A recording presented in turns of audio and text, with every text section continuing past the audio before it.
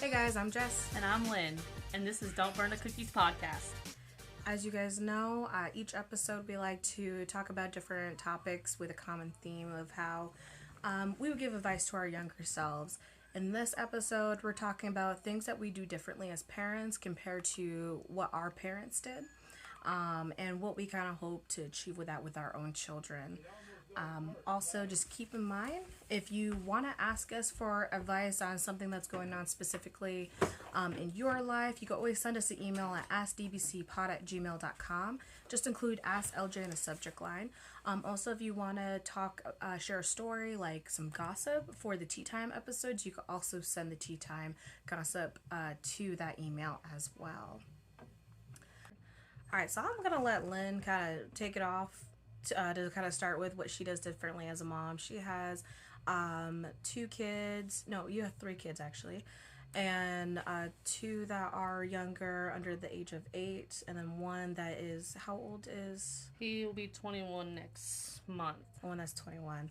And then I have my son, he's 3. And then I have 2 cats, which I count as children, allegedly. But I'll let Lynn start because she's had more skin in the game as far as being a mom than I have. Yeah. We're going to start with, like, punishments and, like, discipline. Yeah. I don't discipline. Like, if it's not done right then and there, you might as well just forget it. Oh, especially younger kids. Like, there's no point in saying, okay, you know what, you did that 3 days ago, we're going to ground you now for it. No. You either do it right then and there, or you might as well just brush it off as, okay, listen, you got in trouble, don't do it again, and let it go. Yeah. If you punish them, like, for instance, my son last night refused to put his Xbox up. And at 1:30 this morning, we were still awake, so I took the Xbox controller right then and there. He'll lose it for the day. He can get it back tomorrow after school after he does his homework.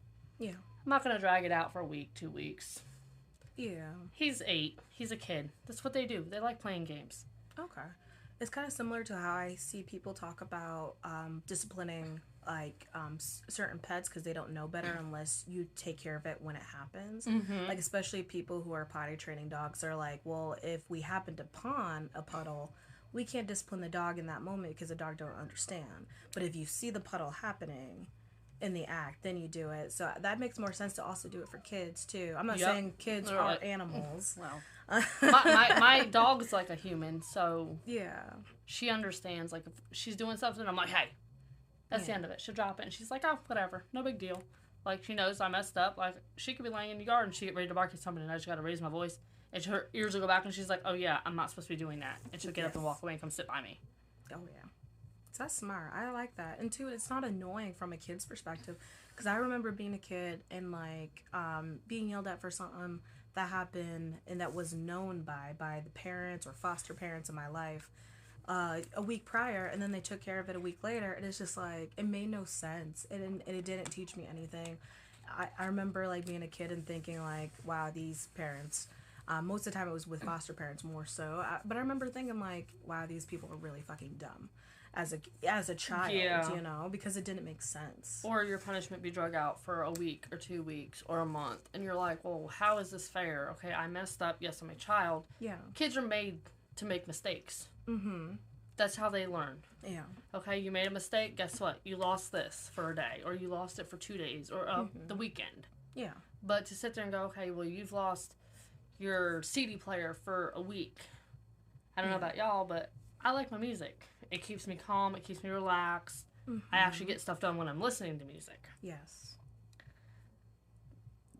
And it kind of defeats the purpose of redemption. Yeah. You know?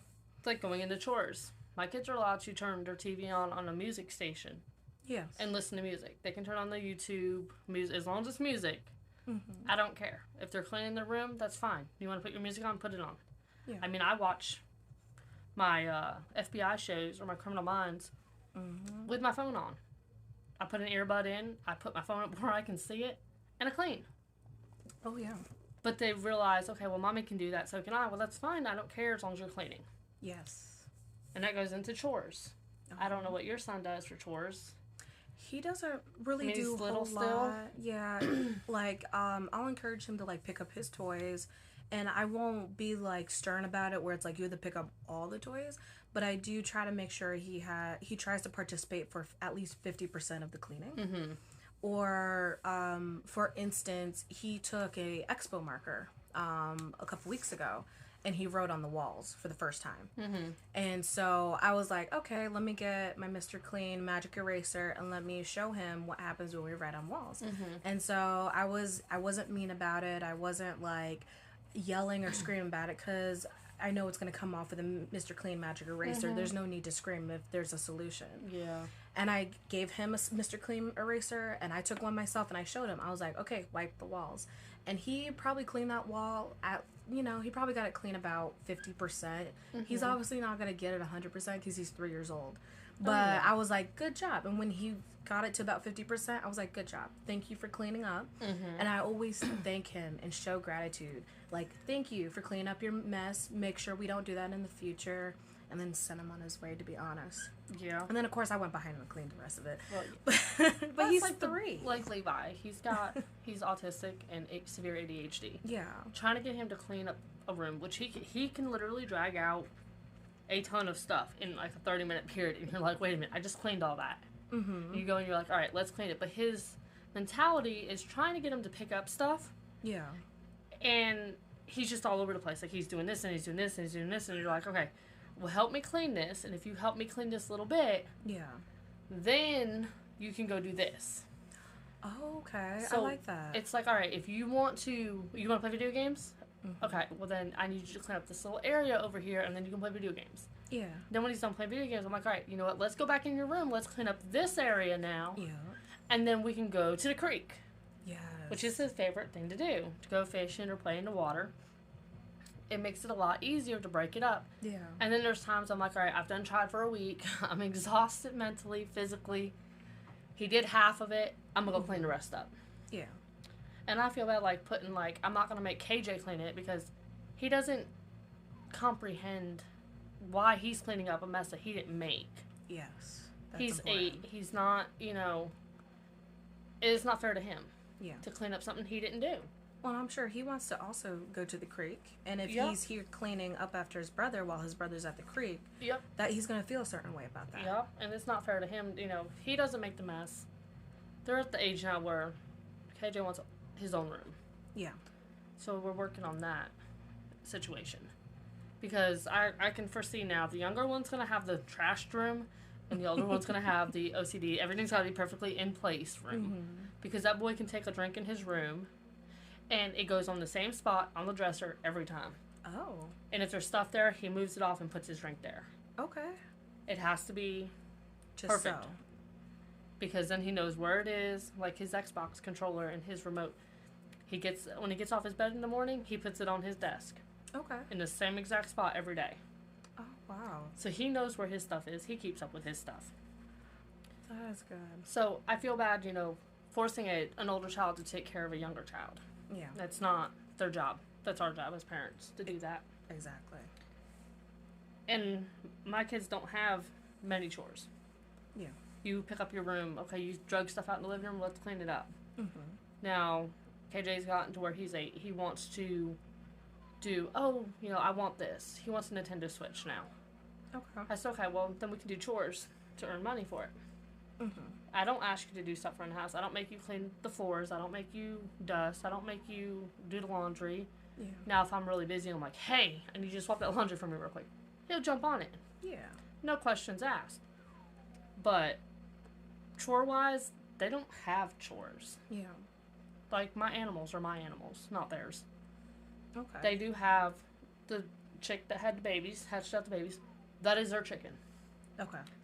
They do go out and feed and water her. Well, they'll feed her. Right now, she's broody because she just had the baby, so she's, like, really, Protective. yeah, of the baby. So I'll go feed and water them. But 90% of the time, that's their job. Now, if it's cold in the winter, I'm not making them go outside to feed and water one chicken. Oh, yeah. I've got 100. I will go do it myself. Yeah. Now in the summertime, if they want, they're like, oh, let's go floating down the river. Okay, help me with the animals real quick, so we can leave faster. Yeah. They're like, all right, what can I do? And they'll either get the water hose and start watering the dogs and the chickens, Yeah. or they'll feed them. And that's good that they're like energized and they have a positive like feeling behind helping. Yeah, it's not like they're like, oh, we got to go out and feed them water everything again today. You know, we just did it yesterday, and they're not. And it's really not their job to do. That's, you know, we chose to have those animals. You know, it's our job to take care of them, and it's not theirs. And one thing that you mentioned with Levi that I really like is like a reward kind of system. Mm-hmm. I love that. That's actually something that helped me a lot when I was in the Air Force and I was having a moment where I was getting slammed really hard with like the depressive episodes and some more severe like mental health crisis. And that's one thing that pulled me out was rewarding myself with after I did like a house chore. So I would, you know, so say do all the dishes and then I would sit down and play my favorite game at the time, which was Far Cry Primal. I would do one mission. I was only allowed to do one mission, and then I would go back and do another chore until it was completed, and then I was allowed to reward myself with another mission. So I love that you kind of tuned into Levi and be like, he does like work well with a reward system, and you still get a clean bedroom at the end of the day. And even if it's only halfway done, it's, you know, the fact that we're teaching him to do stuff. Yeah. Okay, you know, you've made this mess, we're going to clean this up. And little by little, he's starting to understand, but at the same time, you know, we're kind of still on the same level of the, I don't want to do it. Yeah. Because it's the autism in him. He has anger issues, and it just breaks down, and it's hard. So I try to do reward, like, oh, look, if we do this, we can do this, and then he gets excited about it. But it's also just being a kid. Yeah. At the end of the day as well. Well, that's why I don't make them do chores. Yeah. Like, okay, yes, you want to help me do this? That's fine. Or, you know, hey, if we work together, we can get this done sooner. We can go do this. Instead of, okay, you know, you're going to clean this, and you're going to do this, and you're going to do that. But you don't have time to be a child. Yeah. They need time to be a kid. That's like so KJ true. today, he wrecked his bike in the briars. He wasn't in the house cleaning. I was doing dishes. I was vacuuming. I was sweeping. He was playing in the front yard. Yeah. He wrecked his bike in the briars. He came up. He's like, I got hurt. We picked him up, cleaned him up, got the bike out. He went right back to it. That's what they're meant to do. They're kids. They're meant to play and have fun. Yes, absolutely. They, you know, work them so hard in school now. With substitute teaching, I've learned how much they actually do teach them. Yeah. And they do worksheet after worksheet after worksheet. They're expected to do a total of, like, I think it's 9 or 10 different items during the school day, like different subjects. Yeah. Between their specials, and then you got to add lunch in there. And then they've got their reading, then they've got writing, then they've got SSR. What's SSR? Like a reading time they have. Yeah. I think it's silent self-reading. Oh. They get a book and they read. But see, you've also got reading that you're reading out loud with them. And then you got teacher reading where the teacher reads to them. Then you've got writing. And you've got all these different topics that you got to cover in one day. And you're like, well, how do you get this all done? It's like they're overworked. They're overstimulated. And then by the time they come home, it's like they want to turn loose. And it's like, well, hold up. Now you're wild. Yes. Like, you go to school all day, and now you're wild about it. Yeah. That's why I let them come home and just be a kid. Okay, they made a mess. They're kids. That's what they do. That's why, like, for years, I've been actually very anti-kids fundraising for stuff like their sports and their clubs and stuff. Like, you know, when they go into, like, the supermarkets and they have their table, regardless of what group or organization that they're fundraising for, I'm very against that. And it's because of stuff like this. When it comes to kids, them going to school for the same amount of hours that we go to work, it's like them going to school is their full-time job. And then when you expect, like, the football players, regardless of their age, to then leave school immediately and go to your local supermarket to fundraise, that's 2 jobs that they have now. And I'm like, that, let them be kids. Maybe they should be at football practice instead, which, granted, that's still training to get better in the game, but at least that's still more of a fun outlet versus trying to sell magazine subscriptions or popcorn or cookies, when it's like you should be being a kid in this moment or using this moment to better yourself in some way, shape, or form that you choose. Well, see, they've upped the price so much. Like, I know for basketball, it was like $65. And KJ's in 2nd grade. $65 for basketball. They didn't have jerseys. They For played $65 a child. and they played against their own school. Yeah, $65 to do the basketball. And I told KJ, I was like, yeah, we can do it, but you're really not going against anybody other than the kids from your own school. And then normally, like, I know when I did cheerleading, it was, we got dropped off at a certain time, and our parents came back and picked us up after that. Yeah. Here, their practice was from 5 to 6. And that's right after my transmission went out. So I was like, using Dad's van. Yeah. Taking him to work and everything. And then he had to be picked up at 5:30. You can't leave your kid. Even if you have another adult there that's with another child, you have to be there with them. Okay. So, like, one of the girls I'm friends with, her kids go to the same school. Yeah. 2 of her kids was doing basketball.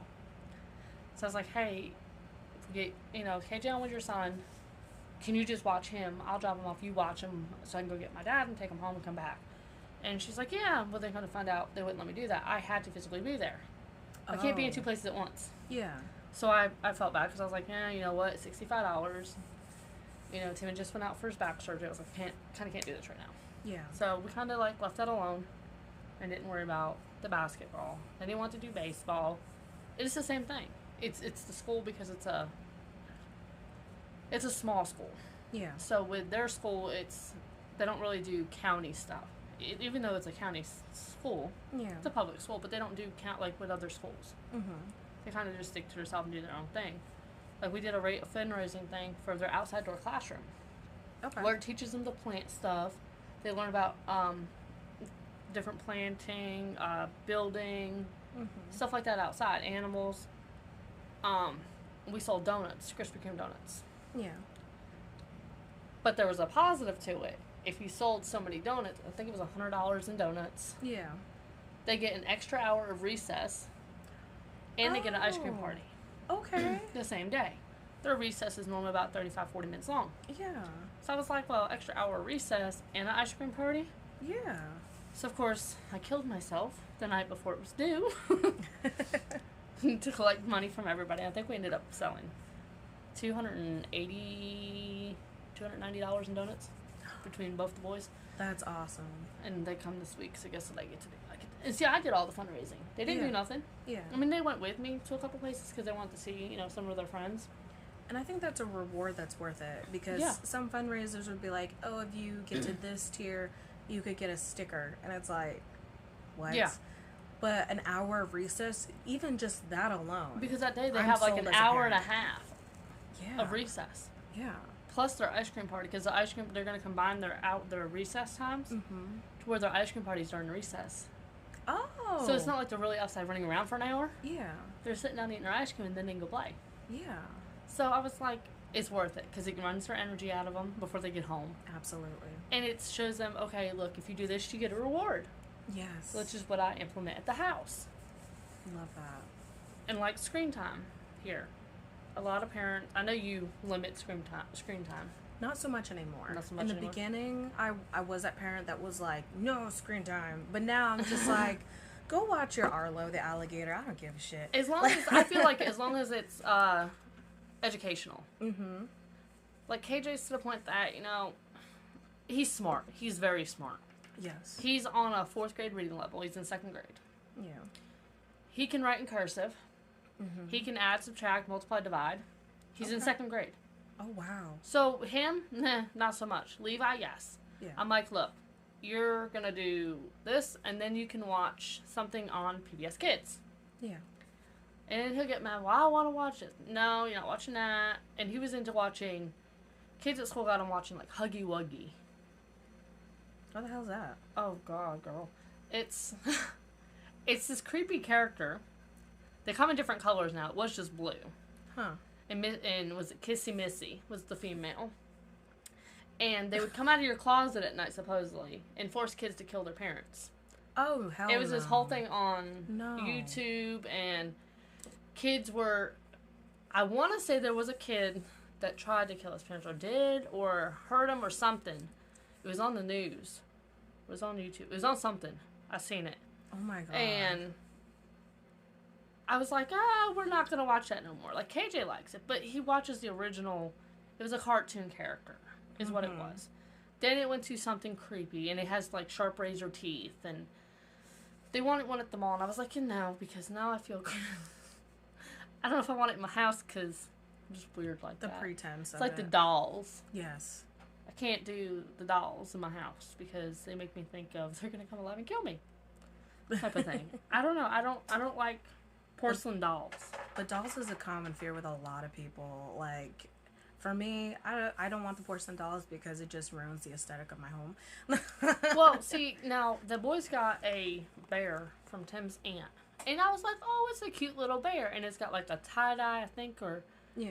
some type of like little vest on with a little sun visor, and I was like, oh, it's cute, until it started talking by itself, and now it's in a bin with 3 other bins stacked on top of it in a closet because Jesus. no, and I felt bad getting rid of it because it was Tim's aunt's Yeah. that she had for her kids when they were younger. Yeah. Tim's like, I remember that bear. And I'm like, yeah, well, the bear's in the closet, in the very back corner, on the very bottom bin. Because it started talking. I was in the living room. And I was Yeah. like, what is that noise in the boys' room? And at first, we had Rhodey, my little miniature dachshund. Mm-hmm. And I was like, yelling for him. I'm like, what are you into? And I thought he was in the boys' room on the bed or something. Yeah. Stepping on stuffed animals, making them talk.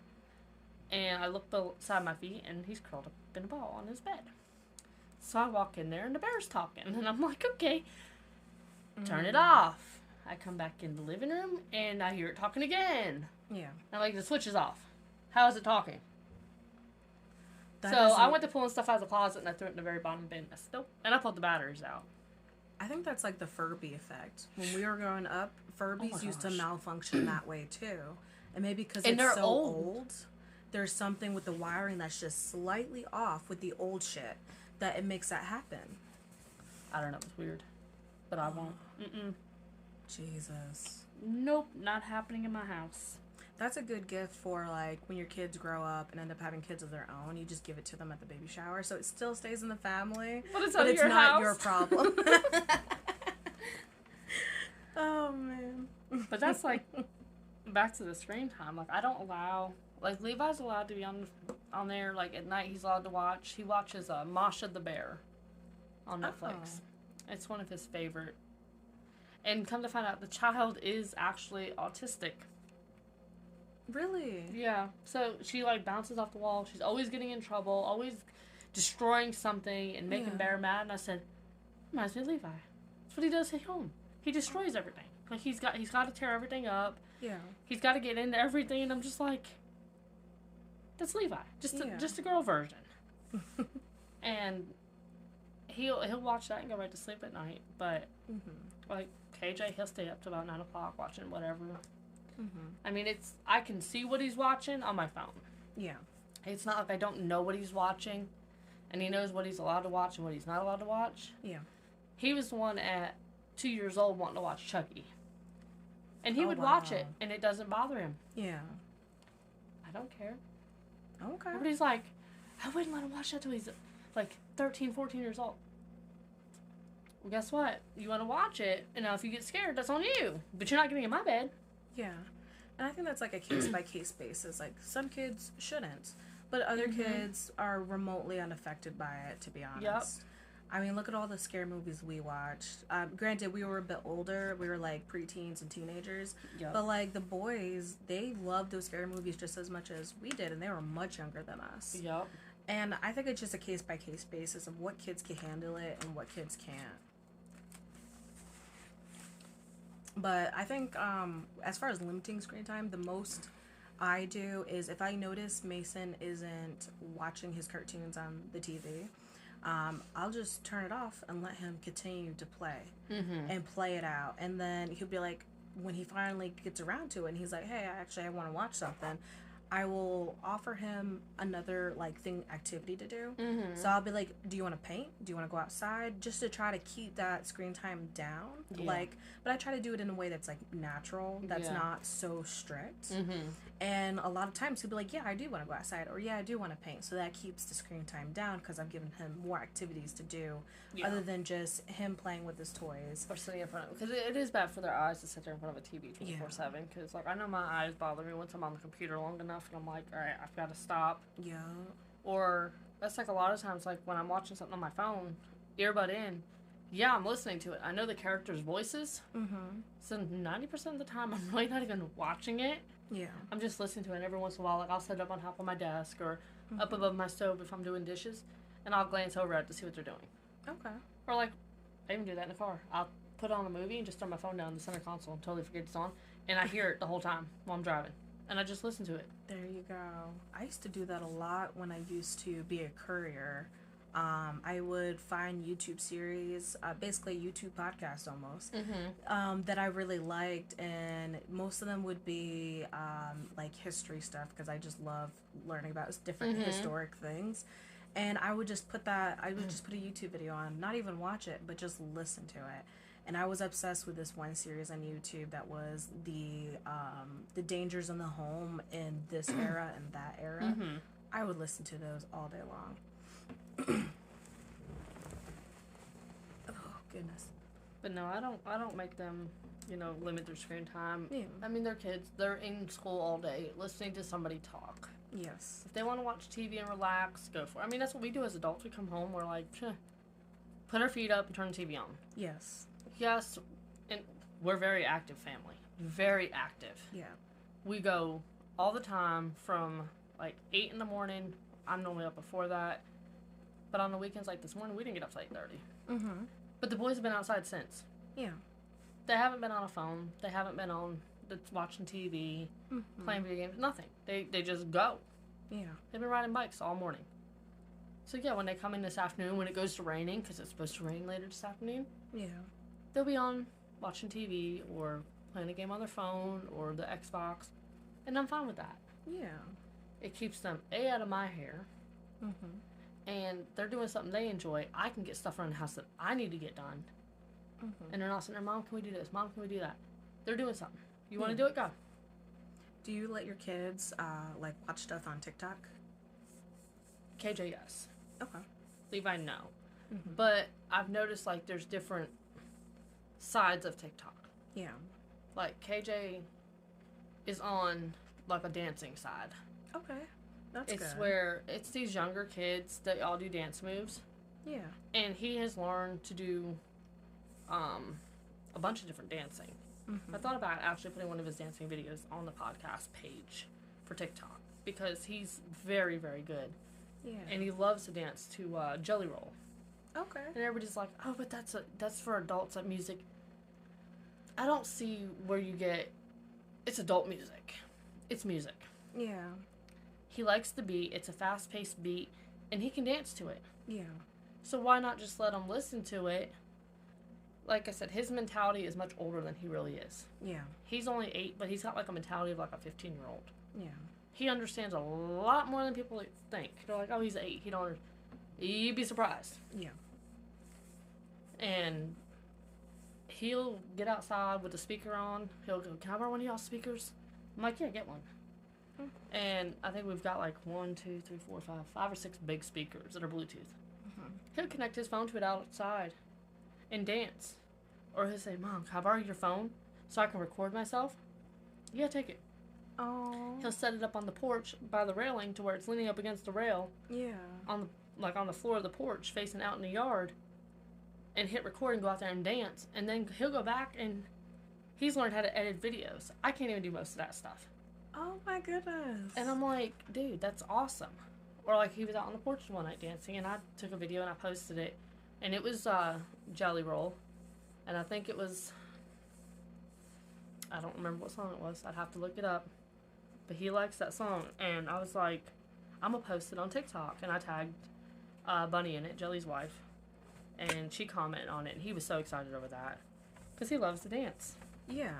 And once again, he's not on a game system or it's something he wants to do. He's being a kid. He's not, constantly cleaning or doing this or doing that. He's doing what he wants to do. And that's about it. But they're just being kids. I mean, that's like eating. Like, they've not tried half the stuff we've tried as kids. I make new stuff all the time. And most of my recipes come from either TikTok or Instagram or my husband would be like, "Oh, look at this recipe. It looks so good." I'm like, but if I would have made that, you would have not ate it because you're like, "What's in it?" And if I tell you what's in it, you're like, "Ew." You gotta let him discover the recipe. He'll discover it, and he's like, let's try that. And I'm like, are you sure? Yeah. And I'll make it. Mm-hmm. And he's like, oh, so good. And the boys will be like, ew, what's that? And I'm like, just try it. And I make them, before I put it on their plate, I will get a fork, clean fork out, and I will take a bite on it, put a bite on it, and I'm like, try this. Mm-hmm. If you like it, I'll put some on your plate. If you don't, and I always make something like macaroni and cheese or pasta salad or mashed potatoes, something I know they'll eat. Yeah. With like a new side dish, or if it's a main dish, okay, you know what? We got chicken nuggets and taquitos in the freezer. If you don't like it, that's fine. Like KJ would not eat vegetables. Yeah. Let me rephrase that. He would not eat cooked vegetables. So he was just It had to be raw carrots, raw cauliflower, broccoli. Him and Tim would sit there and eat broccoli and cauliflower with ranch. Yeah. And they'd sit there and eat it fresh. I'd get it from the grocery store, and he'd literally just sit down on the couch and eat it fresh. And I'm like... Didn't even have time to wash it off, nothing. No. He'd, like, rip it out the bag and start eating. And I'm like, what are you doing? KJ's like, but it's so good, Mommy. It's so good. And now he won't eat anything raw. It has to be cooked. Okay. And now he's discovered he loves broccoli. He's always loved corn on the cob. Mm-hmm. But broccoli, that child and I will make a big bag of broccoli. Yeah. And between the two of us, and Tim will eat some. Levi won't. He's really picky. Yeah. But me and KJ can eat almost a whole entire bag of broccoli ourselves. Oh, yeah. Broccoli is mad good. Like, but one thing we don't eat is green beans. The only time I eat green beans is my green bean casserole. Okay. But it has to be French style. I can't do regular, I don't know, weird. I do like the French style a lot more. There's something about the texture that is different. Better. Mm-hmm. Like, I don't even know what it is. But that's how I make my green bean casseroles, with that. And KJ will eat that. Yeah. But he didn't realize it was green bean casserole. That's like I've got a cauliflower casserole. I used to put butter and broccoli, or butter, cook the cauliflower, mash it up. Yeah. It would be like almost like a mashed potatoes. Yeah. Put butter in it, cheddar cheese, and some bacon. Bake it in the oven. Everybody thought it was potato casserole. It's actually cauliflower casserole. And the boys ate the heck out of it. And I'm like, see? Now y'all just ate cauliflower. They're like, do what? I'm like, yeah. We ain't eat, well, yeah, we'll eat that again. I'm like, yeah, that's what I thought. Because they liked it. Yeah. But now I don't really do bacon, so I stopped making it. But okay. They try stuff. I don't force them to eat it. If they don't like it, I'm like, all right, I'm making this tonight because I want it. Yeah. But we're gonna make something else to go with it, because I know, like, okay, Levi won't eat this, or KJ won't eat that. Mm-hmm. I know who will eat what. Yeah. Like, Tim won't eat green beans. Okay. And I just stopped buying them, because I'm like, I don't care for them. Yeah. The boys won't eat them. Tim won't eat them. I'm not gonna make them. There's no point. Now, peas, I'll make sweet peas every once in a while for myself. Yeah. I started buying the little plastic cups. Oh, yeah. And just throw it in the microwave for myself. I love those, especially for, like, a trip where you don't want to eat junk the whole time, or, like, on the road, because you can stop at any gas station, use a microwave, and then just keep chugging along. But the boys, I would do for the corn is I'd open up just a little bit and drain the juice out. Yeah. Tear the top off and give them a spoon, and they'd sit in the back seat and eat corn. There you go. It's not junk food. It's something healthy. Yeah. I like that you do that a lot. I do similar thing with Mason. Ever since he was allowed to have, like, table food, I let him try stuff off my plate. And now it's gotten to a point where he just helps himself, even in times where I'm just like, you have the same thing on your plate. Like, go away. But it always looks better on Mommy's plate. For some reason, like, even my husband does that. He's like, that looks good. I'm like, okay, but you're eating the same thing. Only thing is, I put, like, butter and salt and pepper on mine. And you just wanted yours plain. I asked you if you wanted anything on it. Yeah. And it was, no, I don't want nothing. I don't need to eat it. He's like, well, yours looks better than mine. Yeah. Or, like, I made a sandwich last night, and the boys were like, I don't want a sandwich. I'm like, whatever. I did the buffalo chicken that you get thinly sliced from Walmart. Yeah. My provolone cheese, my shredded lettuce, my mayonnaise on my bread, and then I got the boar's head dressing, and I put that on there with a cap full of vinegar. Ooh. And everybody's like, that looks so good. What is on your sandwich? And I'm like, it's oil and vinegar, pretty much. Yeah. Well, it tastes so good. And I'm like, well, I asked you if you wanted anything. Well, you always make yours better.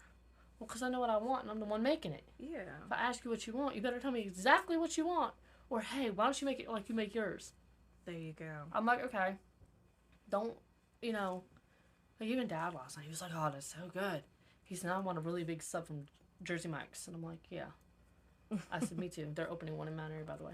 Oh, they are? Yes. Nice. So I'm excited over that. But I allow them to pick what they want and, like, their own, like, how they feel about it. Like, okay, you know, I really don't want that. I'm not going to force them to eat anything. I'm not going to force them to do anything they don't want to do, honestly, other than, like, clean their room. Yeah.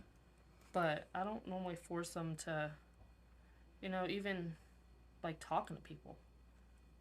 You don't force them to, you know, oh, you have to go talk to so-and-so. That's a huge one. So-and-so's here. You need to, no. Yeah. Or you need to go tell so-and-so you love them. And they don't feel like saying it. They don't got to say it. That's their own emotions. That's how they feel, not how I feel. The most I will do is I'll suggest them to interact with the person, but I won't necessarily be specific, like go tell them you love them or go give them a hug. I'll be like, why don't you go say hi? Because that's like the bare minimum, you know? And I do want to teach like my son, you know, when you enter a room, introduce yourself, or when you go to join in on a conversation, be like, hey, I'm Mason. But that's all I really like to be polite. Plan on encouraging. Like is manners. Like, why don't you go say hi to everyone? It's the fact of having manners and not being disrespectful. But yes. I'm not going to be like, okay, you have to go tell your grandmother you love her.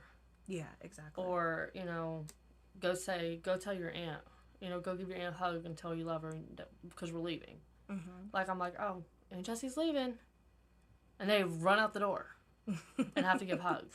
It's like Mason, when you're like, all right, we're going to leave. Do you want to go say goodbye? And he comes running over to Uncle Tim because his favorite person, for some reason.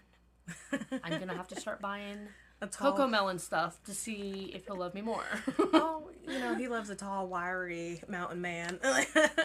With a four-wheeler. Yes. That he gets to ride on, yes. And a loud Mustang that he gets to ride around with him. Or the truck, when he got up in the truck that one day with him and he moved the truck in the driveway. He was excited over that. Oh, man. He's just fun sometimes. Yes. I love him. He's just, he's something else. But I expect them to, you know, to be themselves. You know, they're allowed to have feelings. Yes. Like, I know we both try to help them regulate their emotions. We don't tell them, okay, you can't be sad or you can't be upset. It's, you know, okay, I know you're upset. Let's talk. Yes. Like, I noticed you do the breathing thing with Mason. Oh, yeah. All right, you're upset. Let's breathe. And you make him breathe through his nose, not through his mouth. I've actually started that with Levi. And it's working pretty good. Good. I'm like, you're upset. All right, come here. Let's breathe. Let's breathe. And I'm like, and he'll inhale. And then I'm like, all right, exhale. And he does it. And he's like, and he'll do it a couple more times. And he's like, thank you. And I'm like, it works great because his anger has gotten so bad. Yes. With the autism and the ADHD that sometimes I'm like, I have to do that. I'm like, I gotta walk away. I gotta breathe. Yeah. And some parents are like, no, I want to be right there with them, on top of them. And sometimes it makes it worse. Yes, absolutely. If they're upset and you know they're safe, they're not gonna get hurt, they can't get into anything, walk away. Let them be.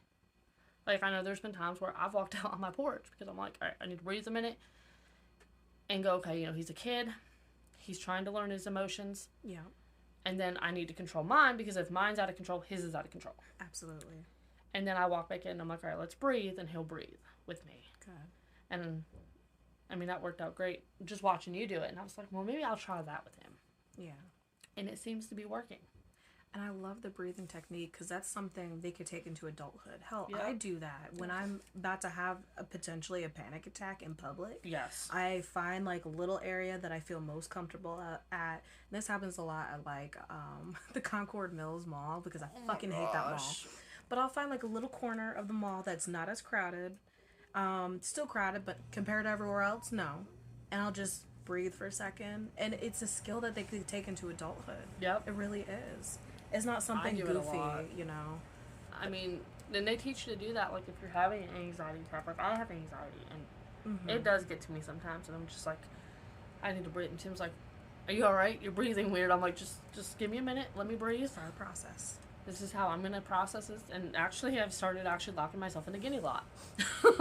I take a chair, and it's out there in the chicken coop, in the chicken building where all my feed is. Yeah. And I'll walk out there and I'll grab my chair and I'll go in the getting lot and I'll sit there. And just breathe. Because guess what? Nobody can see me. There you go. And the birds aren't bothering nobody. No. And now that I've got the pheasants in there to look at, it's more relaxing. It's been nice. That's me time. Yes. Just go out there and breathe. And then, like, I come back and everybody's like, where'd you go? I'm like, I had to go for a walk. I'm good now.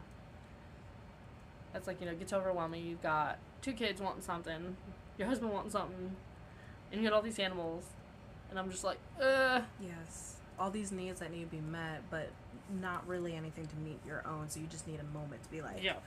I'm like, alright, everybody's had food, everybody's got drinks. It's like, alright, now it's my turn. Yes. I need a break. I'm going to walk away for a few. Everybody's eating, everybody's got, everything they need. Give me a minute. Yeah. I love that. That makes me really happy that the breathing is, like, working for him. Like, Yep. that's going to help him so much. Like, there's days that he's so amped up, so to say, anger-wise, that I'm like, hey, we're leaving, go tell Papa and Granny bye. And he just gets mad and storms off. And I'm like, alright, you know what? That's fine. Yeah. You're having a bad day. But then there's some days he'll run over and give him hugs and kisses, and we leave. Yeah. It's his choice. Yes.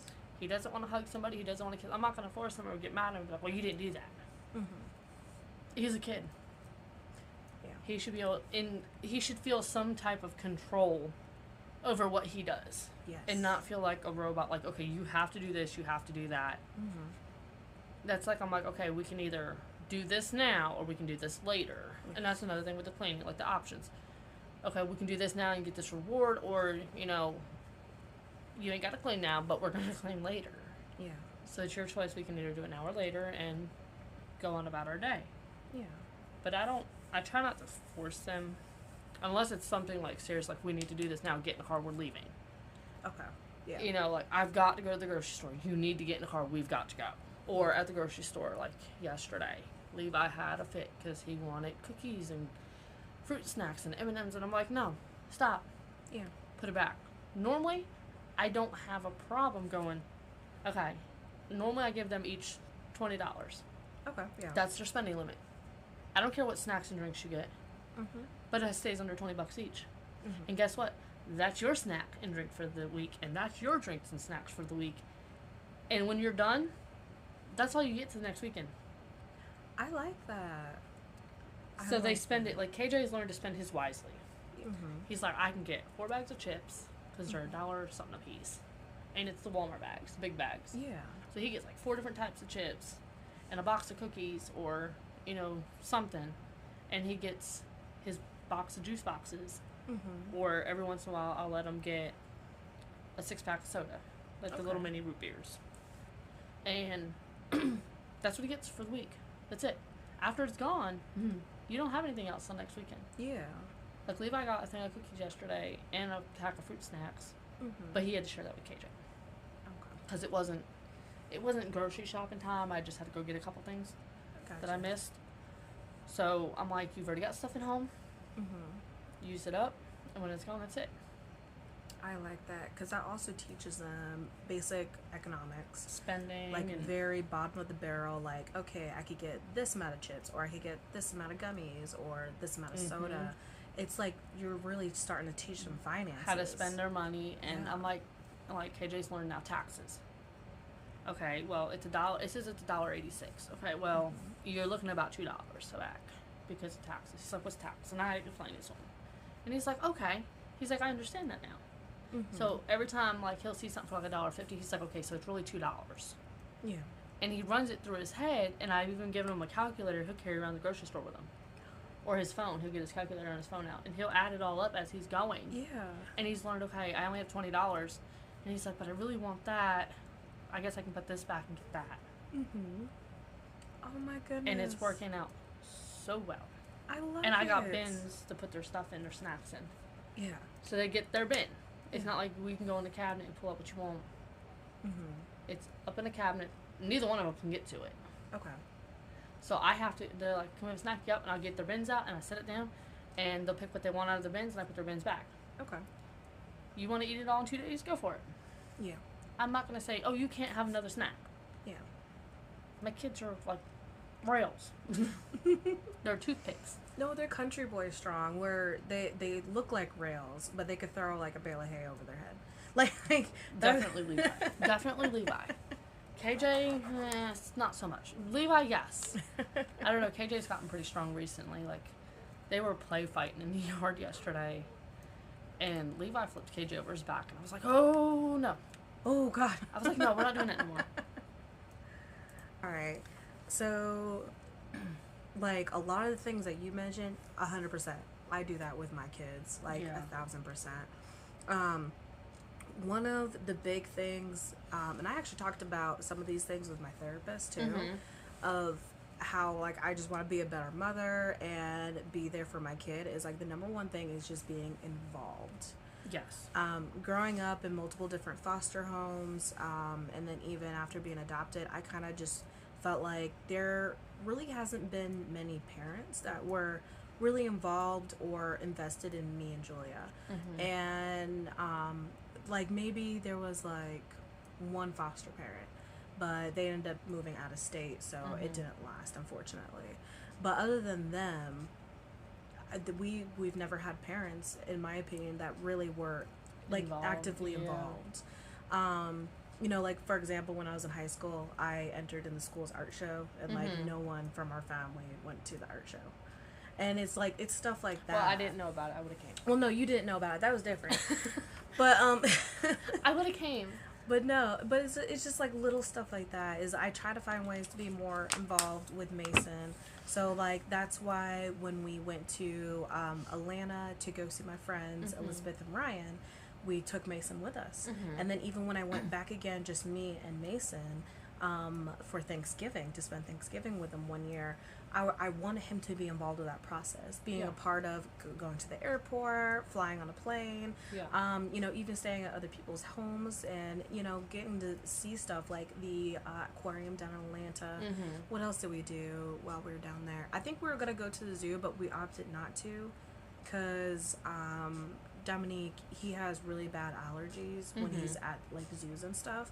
So we were afraid that maybe Mason might have those too, and we didn't want an incident to happen. But it's like even like stuff like that is I find ways to be involved by not only taking him to places, but like investing in his interest. So right now Mason loves dinosaurs, obsessed with fucking dinosaurs, and even like Easter eggs, he calls them dinosaur eggs. Like he'll see them in the store, and he'll be like, dinosaur eggs, and I'm like, they're Easter eggs, but okay. And so, you know, I'll buy him dinosaur toys, or you know, dinosaur stuffed animals and stuff like that he's like actually interested in, and just to try to be involved with not only his hobbies but also his education. So I have him quote unquote not really help, but help me with like certain things as like a teaching moment. So like when I make pancakes, I let him mix the batter after it's already been mixed. And I'm like, okay, you gotta mix it up real good. And I see that as being involved with my kids. Well, that was like KJ the other night. Levi went to bed early. He had a headache. And he crashed early that night. And KJ's like, I want a snack. Brownies sound good. And I said, I got the brownie bite mix in the cabinet. I said, let's make brownies. And he was like all excited. He's like, yeah. Of course, he ran and got the footstool. And he's like a natural chef. Yeah. Like, he was cracking eggs, and he was mixing it up, and he was just like, all right, what do we do now? And I was like, well, let me get out my little pans, because I have so much baking stuff, because I used to love to bake. Yeah. And it's just now I don't have the time. But I'm like, I've got little mini muffin pans, I've got the little whoopie cake pans. Yeah. I said, let's dig all that out, and I dug it out, and I washed it all up, and I was like, hey, all right, I sprayed everything. I said, now you're going to fill them up. And he filled them up, and he was excited just to do something like that. And I mean, it was like 6 o'clock in the evening, but he was like, just doing something with them. Yeah. He was excited about it. And it was just like, and then when they were done, he was like, before we put them in the oven, he's like, Mom, can we put the Reese's peanut butter chips in it? Oh. And I was like, yeah, that's a good idea. I said, let's do some with marshmallows in it. And then we did some with marshmallows. And then we did some with Hershey bar. I had opened Hershey bar that I was snacking on earlier that day. So we broke off Hershey bars and stuck in the mini ones. Yeah. And then he's like, can we bake something else? I'm like, we just made brownie. I said, yeah. I said, let's get the birthday cake flavored ones out. So we got Y'all the were birthday just cake. riding the wave of dopamine that day. We just started baking at 6:00 in the evening. We done all had supper, Oh, and I love it. Tim was doing something, and Levi was asleep, and I was like, let's just go ahead and bake. And he was like, Yeah. yeah. So we just started baking. But on your note about dinosaurs now, Pilot Mountain normally does once a year Jurassic Park one weekend a month, or one weekend, I think it's in, I'm trying to think when they done it last time. They did a dinosaur thing, downtown Pilot, where it's like dinosaurs come alive for a weekend. And where they're loose on Main Street. I mean, it's cool. That is And they so normally, cool. I want to say they do it in the summer. And we definitely have to go this year. Because I want to go last year, but I didn't get time to go. Oh, we're definitely going. Between our brother having surgery and Tim having surgery, It's it been a kind of like shot my crazy year. summer. Yeah. So it's kind of like, you know, dealing with him and then dealing with Tim and making sure everybody had their medicines on time, making sure, you know, they had ice on the incisions, and it was a lot just to keep up with both of them at one time. Yeah. Because I think their surgeries were like a few days apart, Yeah. and it was just like, It was a lot. it was a lot. It was just overwhelming, and I'm just like, you know, poor Summer was shot. Yeah. But, like, getting involved, like, you were talking, like, the boys love to go, like, we were going floating at first, the adults. And I was like, let's take the boys. And we were iffy about it at first because there are some deep spots. Yeah. And I was like, what if they fall out? So I was like, let's go get them floaties. We got the chest floaties with the arm pieces built onto them. That's perfect. That clips. And they put them on, and we'll float for 4 or 5 hours on the river. And take food, sandwiches. Yeah. If we do it out here in the middle of nowhere, we take food with us and drinks. I always have 2 coolers in floats. Yeah. So we always have, if there's like 6 of us, there's actually 8 floats. Because I always have 2 extra floats. One, each have a cooler in it. One with Yeah. food and one with drinks. And then I take our dry bags. Okay. And I throw like chips and stuff in it, or candy or whatever. Stuff that won't melt. And float down the river. And they think it's the best thing ever. Yeah. But we always go to another place. We park at the park. And we float down. And it's called, the little restaurant on the river. It's called Charlie and Chase. Yeah. And you float down, and right before, where you can get in sight of it, there's this big sandbar in the middle. We put the floats on, and we just get out, and they play in the water. And when I know it's about 20 minutes before they're about to be done, I'll call the restaurant and order our food. Yeah. And they'll tell me, okay, you got 15 minutes. And I'm like, all right, y'all, we got 10 minutes to play. Yep. And they'll play, and then we get back in our floats, and we float down. It's got like a little waterfall to it. Yeah. And we get down there, and we'll pull the floats off to the side behind the restaurant. And they have stairs that go up, because you can go sit down by the water and eat. Yeah. Pull the floats off. We'll go up and get our food and pay for it. Yeah. Come back down. We'll all sit there and eat. Mhm. Then we take all our trash, put it in the bags, and I'll walk it back up and throw it in the trash can up top. Yeah. Get back in our floats and float down the river. Oh, I love it. And the boys just we make a whole day out of it. Yes. And it's getting them involved. Okay, we're going to do this, and then we're going to do that. And it's just like, okay, we want to go. It's like hunting. The boys never really got to go. Yeah. Now they're into running dogs for bear. They have their dogs they get to catch at the tree when the bear's up it. Yeah. And they feel like KJ, especially. Levi's not too much into it. Okay. KJ's got his own dog lead now. He catches his own dogs Good. and ties them back himself. And he feels like he's a big boy now because he gets to do Yeah. stuff like that.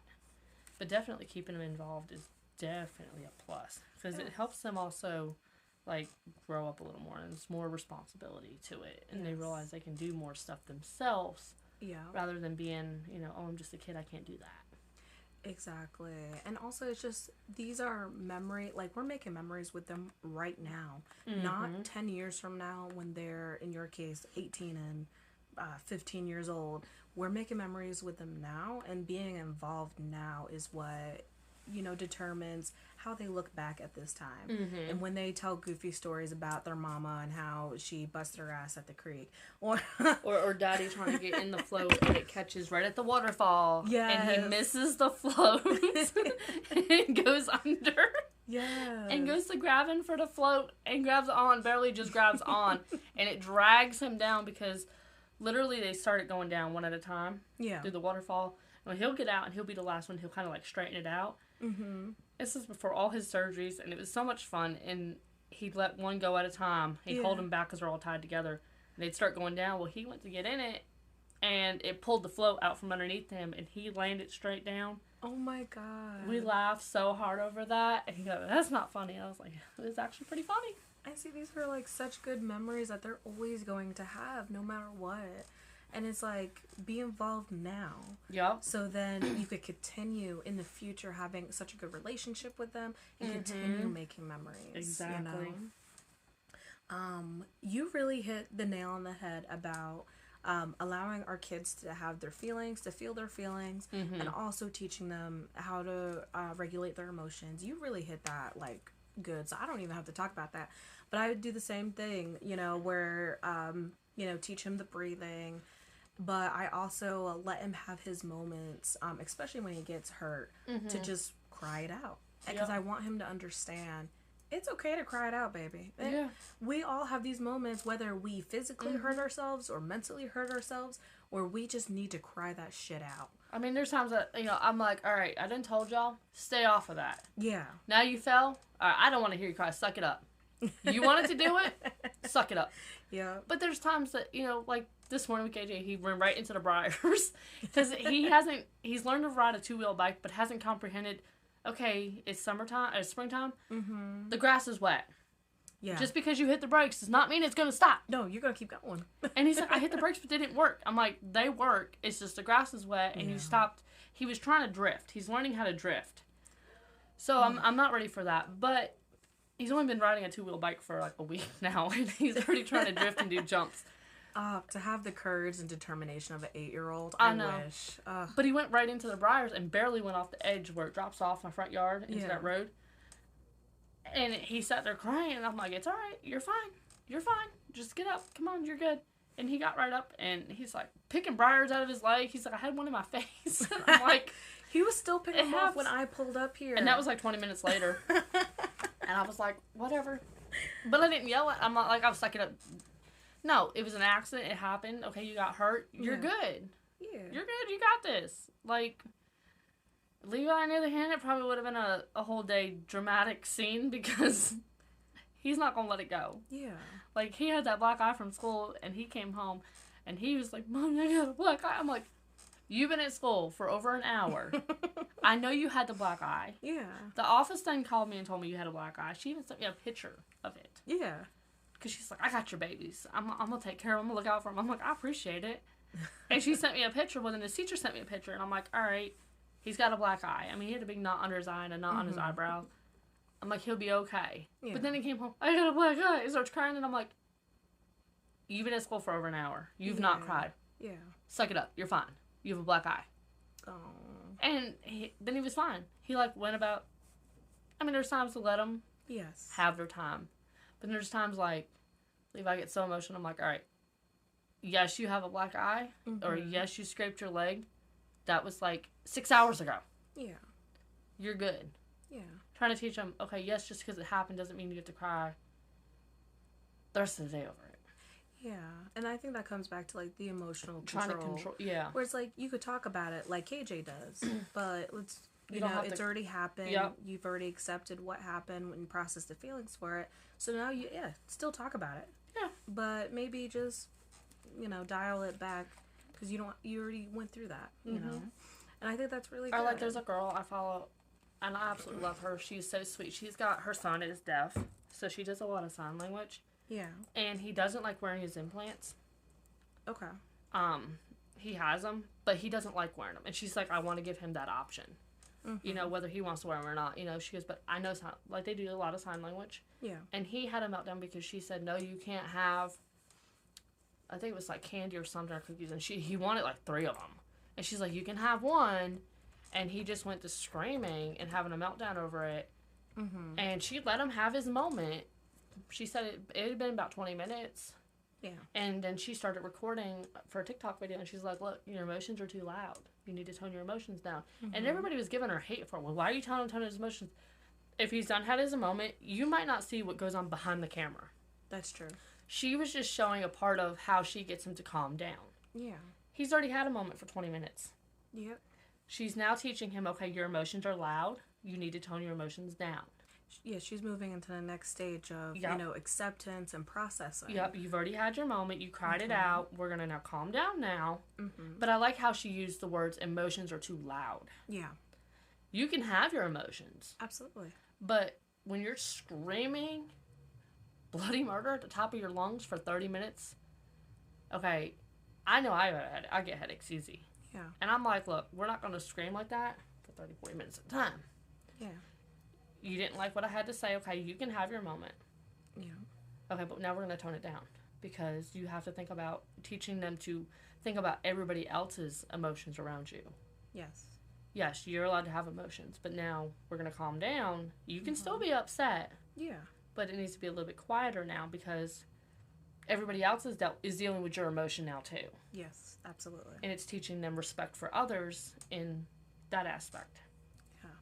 And I love that. No, that's actually really good. Let's see. Another thing I do. So I am anti clean plate club. Amen. And I am anti clean plate club because of experience. Yes. This twice when I lived in the foster homes, there were moments where the foster parents were clean plate club type of parents. And I didn't finish my food, and it turned into one of those things where it's like, okay, well, the next meal, this is what your next meal is, and it keeps going until you actually eat it. That never worked for me as a child. Nope. I will sit at that table forever. I'm not shitting you. Oh, I know. Until the food spoils. Yeah.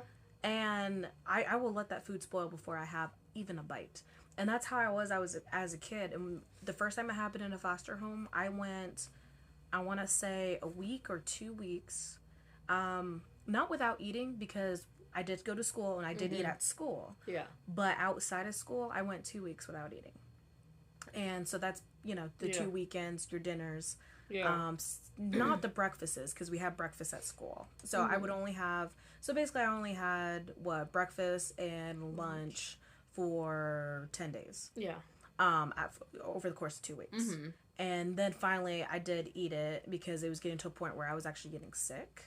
And I was throwing up just stomach bile because I wasn't eating enough. Yeah. But then by then it went bad anyway, and I ended up throwing it up anyway.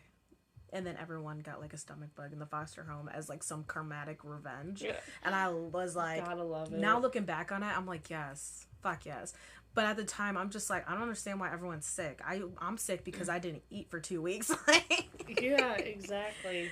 No, But- I'm the same way. I don't make them eat. But I try to be like, okay, like if I know how much they're gonna eat, I try to just this way I'm not wasting food. Yeah.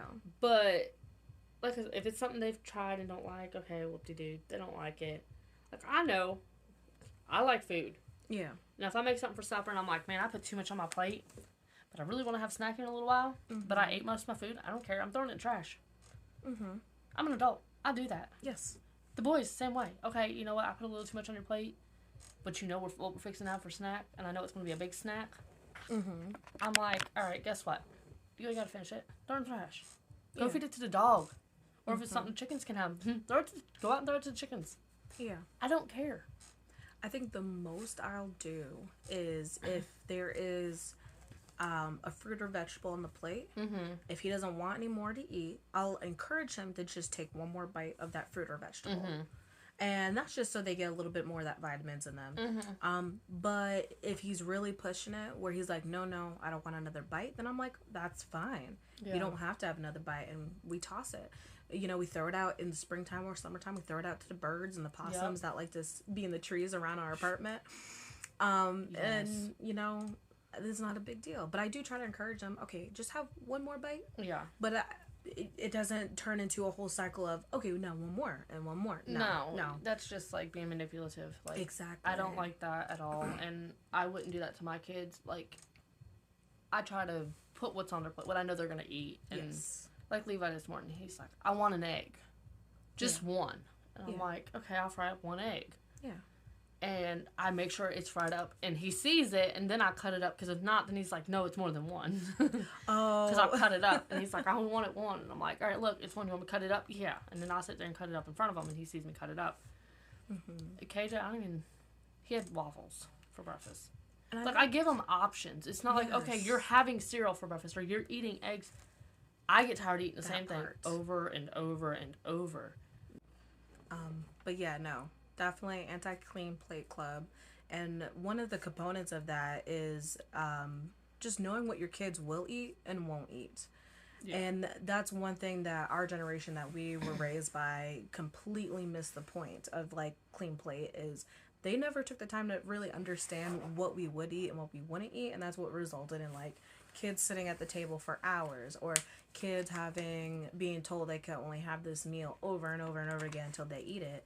It's because no one took the time to be like, oh, you don't like that food? Let me get you something that you will like. And that's not saying like you have to cater on them like Yeah. they're Donald Trump.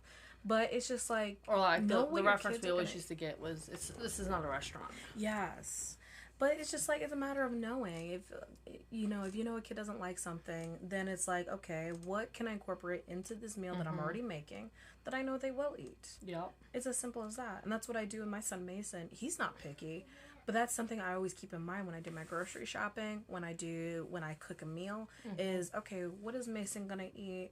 What is Dominic gonna eat? What is everyone gonna eat? And that's what I make a meal based off of. Yep. It's as simple as that. Yeah, that's why I love my Instapot, because there's always stuff like, I know they'll eat that, I want to make something different, but I'm like, well, the boys will eat this. Mm-hmm. Well, I'll throw it in the Instapot. And it's cooking while I'm making supper. There you go. And I don't have to worry about it, like, especially like my homemade macaroni and cheese. Mm-hmm. I know the boys will eat that, and I'll eat that for a couple of days. Oh, yeah. I'll get up and eat it for breakfast and for lunch for a couple of days, and everybody's like, I can eat that. I'm like, but I can, and I know the boys will eat it, so if I make a big thing of it in the Instapot, well, guess what? It's there. Yeah. We have leftovers. And the next few days, if I make something else, if I plan to make something else, I know they're iffy. Like, we made trout. They Yeah. went trout fishing. Tim and his friend, Sean, went trout fishing, and they came back with 5 trout. Yeah. Well, I learned to clean trout. So I'm excited, because I'm like, all right, somebody needs to go trout fishing. I need more trout. And we smoked them on the smoker. Yeah. They were so good. And the boys at first, I don't like trout. I'm like, well, give it a try. Yes. They tried it. They love it. Mm-hmm. And they were sitting there, and I'm like, but with trout, you have to be careful because of the bone. Of course. It's little itty bitty bones, so. But they ate it. Yeah. And I'm like, now that's something else I know they like that I can make. But I did make chicken tenders. okay. I get a bag of the pre-breaded chicken tenders from the meat market. Yeah. And I threw them in some oil, fried them up. And I knew they would eat them. If they didn't like the trout, guess what? There's chicken tenders in the house. Yeah. Go eat them. And I made french fries, and I made macaroni and cheese. Yeah. And then on the adult side, I know I made like my tri-pasta salad, and I made Tim's macaroni salad, Mm-hmm. because he's weird. He likes his macaroni salad just mayonnaise, noodles, and cut up cherry tomatoes. That's it, just plain, basic. But that was something, I had to learn. Like, a lot of Southern foods are basic, Very. Yeah. very plain. Like, we grew up eating cornbread, Yeah. but it was always like a sweet cornbread. yes. Where down south, it's literally cornmeal Yeah. It's not really and buttermilk. sweetened. That's it. Yeah. My mother-in-law does make some really good crackling cornbread. Take 4 cracklings and put in it. Oh my Ooh. gosh, really good. I wouldn't eat the plain cornbread until I had that. Okay. Fried cornbread. I don't know if you've had that. No, I haven't. I will have to make that one day. I had to learn how to make that. Oh. And it is cornmeal, Mm-hmm. but because it's fried in the oil, Is it different? oh my gosh. It's Kind of like it's fried like Oreos. almost like a fried pancake, like almost like a pancake, but deep fried. Oh. Because you put enough oil in there. Yeah. Oh my gosh. That I'll eat now. Okay. And it's not sweet. It's just plain cornmeal. Yeah. And that's really good. Okay. But it all depends on, how something's made. Like, KJ loves my sweet cornbread. What we grew up, it was cornbread. Yeah. He loves it. Mm-hmm. He won't eat regular cornbread. Yeah. Like, if Tim's mom makes cornbread, he don't want it because it's blah, he says. That's how Mason is too. He likes it sweet. Yeah. And everybody's like, well, that's corn cake. Well, no, it's cornbread. It's just sweetened. It's got to be a northern thing. Yeah. I mean, they do it differently everywhere. Like in the Midwest, they eat their Cinnabons with chili. Mm-hmm. I mean, I'm talking Cinnabon is in the bowl and then you pour chili on top. No, And it's like that sweet and savory. I've never tried it. I'm Oh, like I was gonna looking have at to go to hot dogs. Minnesota to see my friend Jackie and have her make it for me. Well, like hot dogs. There's so many different ways of making hot dogs. Yeah. And so many people are like I know, like, a lot of, like, Tim's dad likes his hot dog with mustard on it and onion, just chopped up onion on it. Okay. Really good. I prefer ketchup and chopped up onion. Yeah. I can do it like that. Sauerkraut. I didn't know. Me and Tim been together 8 years. I just learned that he likes sauerkraut a month ago. Really? Yeah, didn't know it. And I love sauerkraut, and I'm like, I just stopped buying it because I was the only one eating it. Nobody else liked it. Maybe he didn't have a taste for it. No, you he know? used to eat it all the time. Oh. But he figured I didn't like it, so he, wasn't something I made, so he didn't ask for it. But the one day I bought it, and he was like, "You like sauerkraut?" I was like, "Yeah." He said, "Oh my god, I love sauerkraut." I said, "Since when?" He's like, I can't even talk. And he's like, "Forever." And I'm like, "Well, okay, well, that's good to know, because I like sauerkraut." Yeah. So I'm going to find me some cabbage. It's got to be white, like hard. Mm-hmm. And I'm going to make sauerkraut this year. I'm going to can sauerkraut. Oh, that'll be exciting. So it's going to be interesting because he said the only way you can normally do it, he knew, is in a crock. Yeah. I didn't. But I've pulled up Pinterest stuff, and you can do it in like a food grade bucket Yeah. and put a fermentator on top Okay. and fermentate it that way. Oh. So I'm going to try it that way. And then I'm going to can it.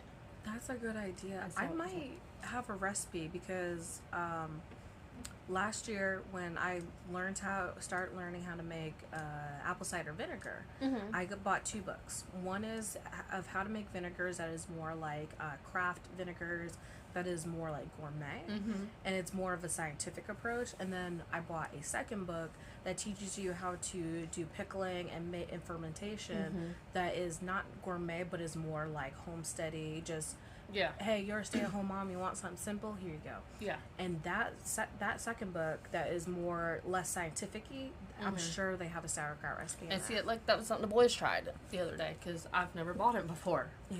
And they were like, "Well, you're eating it on your hot dog." So they tried it, and neither one of them liked it. I didn't like it. It's a texture thing with Levi. Yeah. KJ was the sour. He didn't care for that. Yeah. Yeah, no, I don't even care for sauerkraut myself. I think before I stopped eating hot dogs, before I stopped liking hot dogs, I liked my hot dogs with chili, cheese, and maybe like a little bit of barbecue sauce to give that smoky Ooh. flavor. That's how I liked my hot dogs before I was like, okay, we've eaten these so many times, I'm fucking sick of them. Yeah. No, I love a hot dog from Sonic, Mm-hmm. one of their foot long ones. I'll eat that. Yeah. But other than that, like I said, we normally eat turkey dogs, and I had to find it's a smoked turkey dog by Okay. Ballpark, Yeah. and it's got the smoked flavor to it, Oh. which is really good. Okay. Since we don't normally eat regular hot dogs anymore. I'll have to. Maybe I should try a turkey one. Maybe I like it if it's like And they have turkey not franks. traditional. They have turkey franks, Okay. and it actually tastes like a regular hot dog. Oh, if it tastes like a regular hot dog, I ain't gonna. I But ain't the gonna smoked eat it. ones don't. The smoked ones are pretty good. I'll get some next time y'all come up. Okay. Let's see. Another thing on my list is regarding how many kids I have. Mm-hmm. So with this, I kind of take the mentality of like act your pay grade. Mm-hmm. And so we grew up with a lot of siblings. Half of us were adopted, half of us weren't. Yeah. You know, we're 2 of the 9 kids. And 10. 10 kids, my bad. We're 2 of the 10 kids. And as a result of that, there was a lot of sacrifices that had to be made all around. Yeah. You know, there were certain things that we couldn't do because it was a matter of money, and there wasn't enough money to go around to everyone, Mm-hmm. as far as everyone's hobbies or things that people wanted to do. Yep. And so that's one lesson I'm actually very grateful for. Like, Mm-hmm. granted, yes, we don't have the best relationship right now with our parents, and it is what it is. But that is one experience I can say I am grateful for, because it's taught me, okay, act your pay grade when it comes to having kids. Yeah. And because don't get me wrong, I want to have like 5 kids. But I wanted 6, am and not realistically, I ended up with technically 6 if you include all my husband's that's kids. So I technically do have 6. So there you it worked go. out good, but I only physically had to take care of 3. Yeah, because if I had it my way, I would have 5, but that is not within my pay grade. No. And so that's why I joke around with people all the time. If I win the lottery, I'm gonna start popping out kids. Cause yeah, I'm gonna start popping out kids if Yeah. I win the lottery. I'm not kidding, because that's gonna change my way of life. That's gonna change our lifestyle, because we're still gonna live modestly. Because like even now with house hunting, one thing I told Dominique was I'm perfectly fine with our 800 something square feet apartment. Yeah. If we could find that square footage in a house, that works for me, because that makes cleaning easier. That keeps the potential for hoarding, which I am a little bit bad at sometimes, down to a minimum, because where the fuck are you gonna put it? Exactly. And so I was like, I want a small house. And if we win the lottery, we're still gonna live in our small house. We're just gonna now have extra kids. Look, I have 900 square foot, and I mean, you gotta think though, we've moved, his whole house was already here. Everything here of his was here. Mm-hmm. Then you move my whole 3-bedroom apartment into this house. Yes. So, I mean, I think mine was 1,000 square foot, my apartment that I had. Okay. But you figure you move all my stuff in Yeah. to this place too, and it was like real cramped. Yeah. And I have since downsized a lot. Mm-hmm. But like we've always said, if we win the lottery, like I'd be happy with a double wide. Just add a little bit more. Just add on to this. I wouldn't even, just for the fact that this is where everything began, I don't think I'd want to get rid of this part of the house. Yeah. I would just add on to it. Yeah. Like I'd like to add on to my kitchen and make my kitchen at least 2 times bigger than what it is now. Of 3 times course. maybe. I like having a big kitchen. I love being able to have people over and, you know, entertain. Like I want my own area for like drinking. Mm-hmm. You know, we do have friends that come over. We like to mix up different drinks and try different things, and Mm-hmm. I want a bigger space. Yeah. My living room is comfortable. It's cozy. Yes. I don't want a huge living room where you're like yelling across the room to somebody to say something. Oh yeah. Yeah. But I want like my kids to have like I would love for them to have their own living room. Yeah. You know, there's your TV, there's your game system, here's your couch. Mm-hmm. You know, your friends come over, go to your living room. Get out of mine. Like Yeah. I don't mind kids. I love kids, but they need their own space sometimes. Yes, absolutely. Like the boys, they need their own rooms. Yes. But I don't want the hoarding issue. Yeah. Like I'm still trying to downsize a lot of stuff that we've had. Mm-hmm. I mean, I've got a couple bins that I've not touched probably 5 years Okay. that I need to downsize, and I'm just like, you know, little by little, clear it out and get rid of it, and just I want more space in my house. And Yes. the more stuff you get rid of, you're like, oh wow, I do have a lot more space. Yeah. So it works out great. Exactly. And honestly, adding, like, if you guys have the funds to add a double wide expansion to this, you're not making the house too much bigger. You're Mhm. just making it so it's accommodating for what you want. Yep. And it's still nice and And small. I prefer so to it's have, not a lot like, to clean. A big wraparound porch because we're always outside. Yes. You guys are big outdoors people. And we love to be outside. It's just, it would be easier for us. Like, the dog's always outside, you know. Mm-hmm. We're outside, me like gardening or cooking something. Yeah. Like, I honestly would be okay just adding, like, an extra, like, same size I have onto it Yeah. and just doing, like, a big outdoor kitchen. Oh, that would be nice. Because I love to cook outside. Yeah. Guess what? Take the hose, you spray it off. There you go. I don't have to worry about my dishes and cleaning it. It's not getting grease in the house on everything. Yeah. And to me, it's easier cleanup than it is to bring everything in the house. And the only thing that stinks is going outside and taking all the food outside. Yeah. But if I had the money to do a big outdoor kitchen, I'd I have would a refrigerator imagine you outside. would have like cabinets too that you could just temporarily put food in while Yep. you're waiting to put it next on the Yep. grill. So that would keep like flies off it as and well. it would keep the hoarding down in the house. Because you're like, okay, well, I don't need all this. Mm-hmm. And I told the boys, like, I would definitely do, like, a big closet in a room. Yeah. So they didn't have a dresser in their room. Everything would be in their closet, closed up. Yeah. And I would do, like, a separate closet for all their toys. Oh, that's smart. Because, I like that. honestly, kids are better at just throwing things in a pile They are. than organizing. They are. So guess what? When they're younger, they throw it in a closet and close the door. I ain't got to see it no more. There you go. But yeah, it's out of sight, out of mind. People come over like, oh, your room's so nice. Don't look in that closet, You though. just don't open the closet door. I got Mason one of those organizational, like shelving that has like the bins for his toys. But even then, he still just throws them in there any which way. But honestly, I kind of got that more for like longevity because I'm really big on using everything you Yeah. can until it's just completely used up. So he's gonna have those bins, as long as he doesn't bust them when he's 8 years old or 10 years old. Yeah. He's gonna carry those into his teenage Are they the years. fabric and, ones or the plastic? they're the plastic ones because I wanted them to last. Yeah. That's the only reason why I got those. And so I got that so that it will last and he could take those into his teenage years and put like, I don't know, if he gets into the arts, so say he could put his colored pencils in a bin. Or if he doesn't get into the arts, so say he gets into sports, he could put stuff in there, Or even his like books. Or, stuff like that. Or Yeah. extra folders or, anything. Anything. Gaming stuff. Like if he got into gaming, okay, you can slide that in there. Or if And he that's didn't like want the boys. I've done a desk in their room. Yeah. To help them with their school stuff. Like, KJ likes to go in there and read and write and draw and stuff. Well, now he's got a desk to do it in.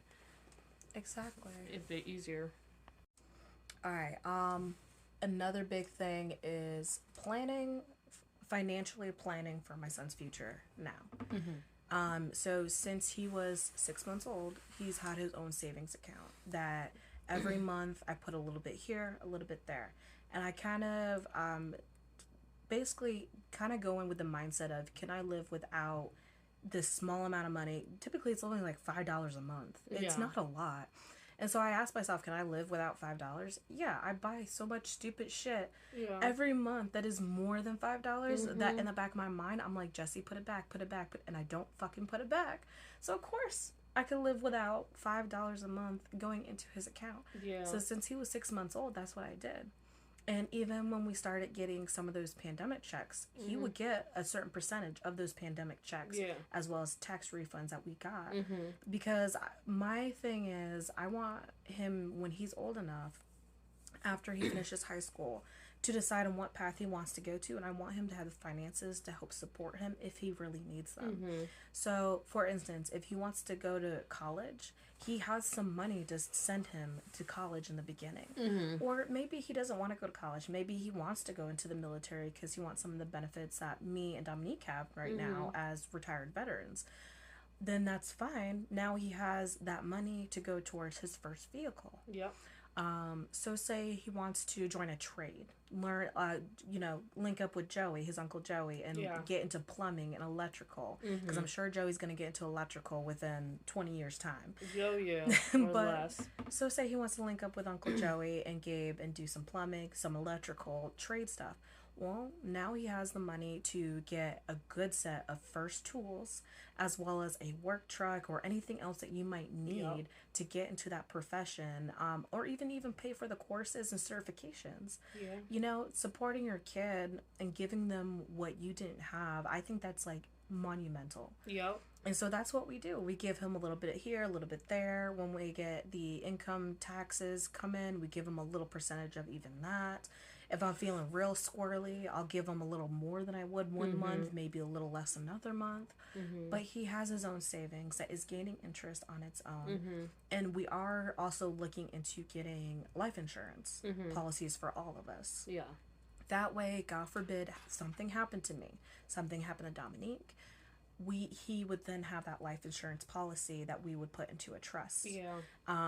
So that, once again, when he graduates high school, he has so many paths in front of him. He can literally pick whatever he wants to do, and he has the resources to back it up. Hell, even if he just wanted to go straight into the working sector, he could go straight into a working sector, buy himself a car, have some down payments for his first apartment, or hell, even maybe have a good down payment for his first house. Yep. So, and even if he doesn't use it on that, later on down the road, he puts it away and he gets married. Yeah. Oh, well, you know what? I never touched this. I went to work. I worked my butt off. I bought all my stuff outright. But I still got all this money from mom and dad. Yep. Guess what? We're having a kid. Boom. I'm going to spend it on him. Or take it and throw it in another savings account for his kid.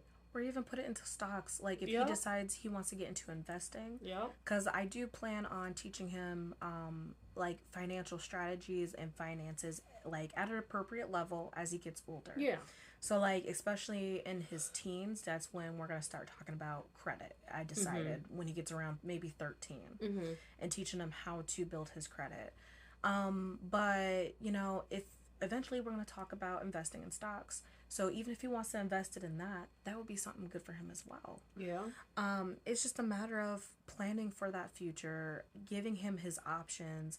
So that's why I tell people all the time, you know, if Mason wants to join the military, he's going to be joining the military for shits and giggles. Yeah. He's not going to be joining the military for the reasons that I joined or that his father joined. He's not going to be doing it because he wants the financial benefits of the back end or the education benefits on the back end. He's joining because it sounds like a fun idea. Yeah. Because he's already going to have the financial back end to support himself, to go to school. Yep. At that point, he's just I going think for fun. all parents should have money set aside for their kids. Yes. I mean, whether they're mentally there or not, just because you never know what's going to happen. That is true. I mean, like our sister. We didn't know she was going to die. Yes. And it was unexpected, but then all of a sudden we're all scrambling, trying to make sure there was funds for a funeral. Yeah. We couldn't come up with funds for a funeral. She ended up being cremated. Yeah. And it sucked because everybody's like, oh my God, what do we do? What do we do? We don't have the money. Exactly. And then you have to borrow money and then pay it back to somebody because somebody's like, you know, I'll help you. You know, we understand. It sucks. I think actually that responsibility ended up falling on Jackie, which I feel terrible for because, yeah, like even events like that, those money should be put aside to plan for even those things. And that wasn't, I don't think that was really fair to her to put her on the spot because she was the only one that Well, I think it was could. Grandma Judy helped. Grandma Judy did help. I believe so. Okay. But it's still the fact that, you know, somebody else, it should be the parent's responsibility to make sure your kids are good. You know, if you know Yes. they're mentally ill or physically ill, there's that option. I mean, she wasn't supposed to live past, I think, 10 or 12. Yeah. And the fact that she did was amazing. Yeah. Oh yeah, phenomenal. And She lived into her 20s. you should make sure she was, you know, covered financially. God forbid something did happen. That's like, I always look back and I'm like, you know, I married somebody older. You know, am I going to be financially okay if anything happens? Yeah. I will, because we're planning for it. Mm-hmm. You know, am I saying something's going to happen to him anytime soon? I'd like to hope not. Well, anything can happen to anyone. Exactly. So it's always, you know, especially, you know, one surgery, had trouble waking up. It took 4 hours for them to wake him up. Yeah. He stopped breathing, his heart stopped. Yeah. Stuff like that. Like, you never know what's going to happen. Or even with prom season around the corner, you know, every year around prom season at schools, they tell you the dangers of drinking and driving. And I mean, just how not many even... kids every prom season get into a bad car accident Yep. and maybe aren't dead per se, but it's changed their way of life. Like maybe they're now wheelchair bound, maybe they need extensive physical therapy, but they will walk eventually. Well, there was a guy a couple nights ago wore dark clothes, crossed Highway 52, 4 lanes of traffic, Yeah. and got hit because he had on dark clothes. Yeah. That guy that hit him, I'm pretty sure is pretty messed up now mentally because he just killed somebody. Yeah. Exactly. And did the family of the guy that was, you know, got hit, were they financially okay? Were they financially stable to, you know, did he have a wife? Did he have kids? You know, are they going to be okay financially? Exactly. And then, yeah, GoFundMe's great. I mean, it's helped out a lot of families. But it's not the... It's not everybody else's It's not responsibility. guaranteed. No, and it's not either. everybody else's responsibility to take care of what's yours. You decided to have kids. You need to make sure they're okay. Yes. I decided to marry somebody older. Yeah, he's got a lot of health issues. Guess what? I need to make sure I'm going to be financially okay if anything happens. 100%. You know, I don't have to worry about a house. Our house is paid off. I don't have to worry about land. That's paid off. Cars are paid off. I don't have to worry about none of that. Yeah. But you still have to keep food on the table. You still got to keep your lights on. Yeah. You know, nowadays you have to have internet. Like where I live, you have no service unless you have internet. Yeah. That's it. So it's stuff like that, and then having kids with special needs, like autism. You know, they gotta have their television time. Uh-huh. You gotta make sure you're gonna be financially stable. Anything can happen. Oh, yeah. Exactly. You So- never know. You always plan for the future. always, 100%. It would just be kind of shameful not to. Mm-hmm. And then my last one, that is kind of, it's been something that's always been important to me. And this is something I wish I had growing up, which I didn't because of, dealing with stuff like the foster care system and in and out of that, is knowing your roots, no matter where your roots come from. Yep. And so that's one thing I plan on, making sure that Mason will always know where he comes from, not only just biologically, but also through adopted. Yeah. And so he's always going to know our roots, the Monroe family. Yep. And he's also going to know the biological family that I was born into as well. Yeah. Because I think it's important to know both the facts at the end of the day, where we come from and who we are as people. Because that's something I always wanted to know growing up. And growing up, I remember, I think it was in the 2nd or 3rd grade, our teachers had us do an assignment where we would research a country that we were from, nationality-wise. Yeah. I was going to restart this part. But in elementary school, we were asked to do some research about a country that our ancestors are from. And so, of course, I had to wait until I had visitation with my mother to ask her, so then we could pick a country. I think I ended up choosing England because she said we're English, like French, German, all this other stuff. And so I chose that country, but it's just like, it's the point of not really knowing or understanding where we come from, where those familial ties lay and, the people in our ancestral line. And so that's one thing that I've been working on for the last, I'm going to say 1.5 2 years almost, is making a family tree, not just for, the blood ties, but also for the adoptive ties too. Because you could do that on Ancestry.com. Yeah. They're just labeled under 2 different things. So I did that. And that's something I plan on fleshing out a lot more because at the end of the day, you come from a long line of people, whether it's good, bad, ugly, you deserve to know that. Yeah. And that's something I want to know as a child, really badly, was where are we from? And not only that, but for medical reasons too.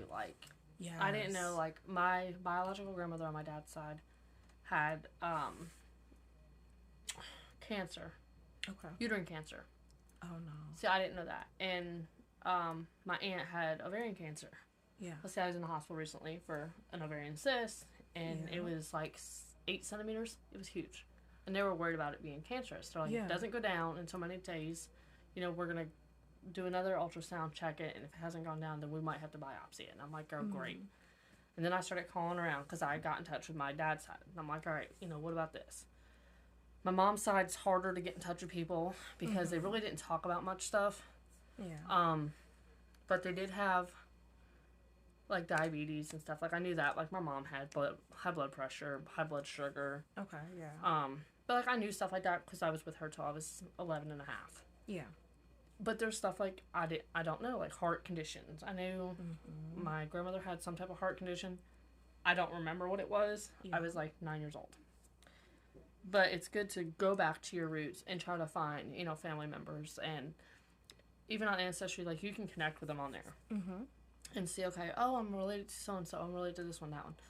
And my biological brother, I have 2 biological brothers, and they have different dads. We all have different dads. Yeah. And it was from different times in my mom's life. She went through a lot of stuff. Yeah. And one of them passed away, and I know he had a son. Well, when I got adopted, he got adopted the same day by a different family. Oh, wow. And I knew his name, and I knew the family's name, and we went to school with his older sister. Okay. And I finally got in contact with him. He's 18 now, 19. Oh, wow. And we messaged back and forth, and he looks just like my brother. He was filling out paperwork, and he messaged me. He's like, I don't know anything my brother had, or my father had. Do you know anything, my grandmother had? And I'm like, yeah, da-da-da, and I can tell him. Yeah. So I've kept up with him throughout the years on Facebook. And, my aunt, I've kept up with her. And then I found out some of my family's from Puerto Rico. Okay. So I found out I'm half Puerto Rican, half Italian. Oh. Bad combination. That's that dark hair though. And dark skin. And even with the skin, yes, you have like more of those like olive tones, like, yep. And they're like, okay. I see it. But to know like medical issues, I mean, that was my major concern is, did we have this? Did we have that? Like, I had found out, ovarian cancer runs in the family on both sides. Oh, wow.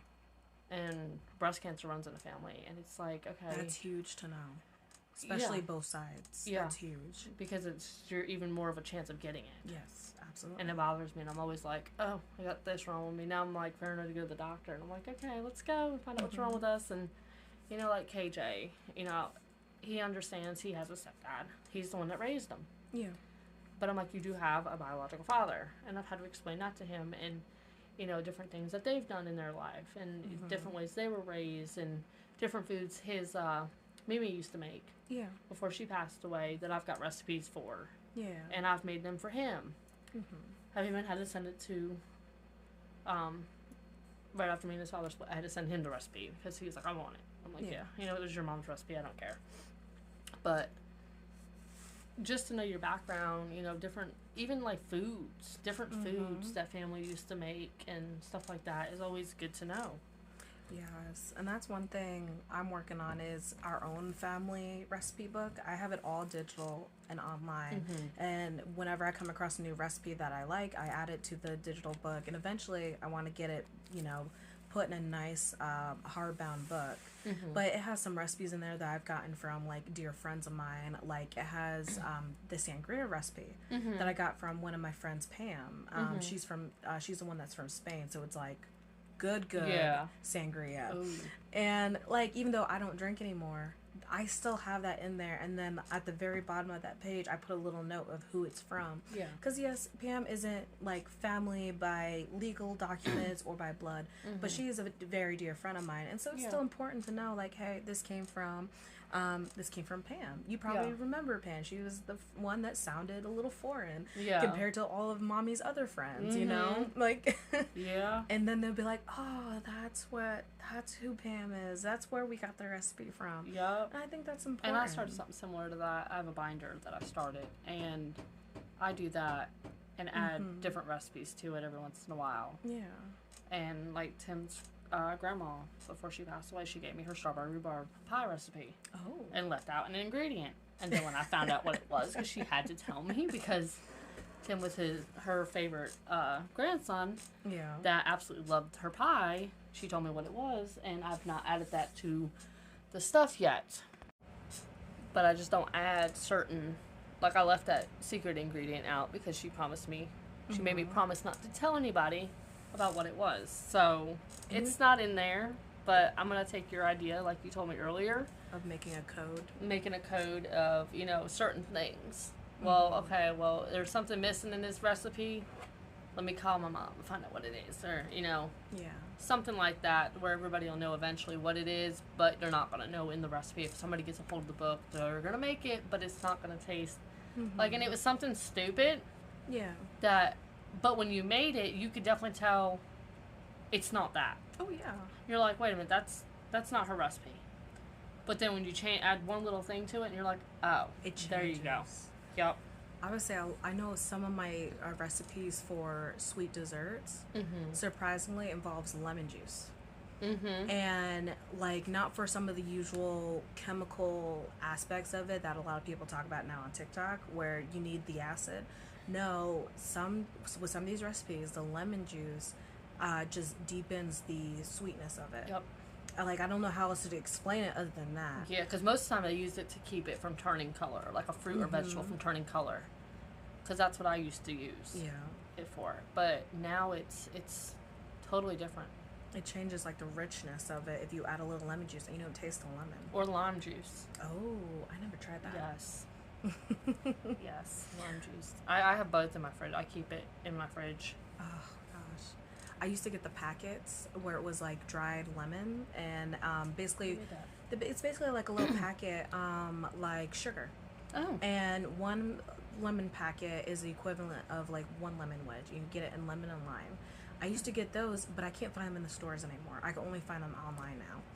and I don't know why, and it's so annoying. But I love using those for cooking, especially in the crock pot, because that lemon acid is good for tenderizing meat. Ooh. It just makes it easier so you don't have to cut a lemon. I also love to put it in ginger ale and make like this yummy lemony like little. And that would be really good for sweet tea.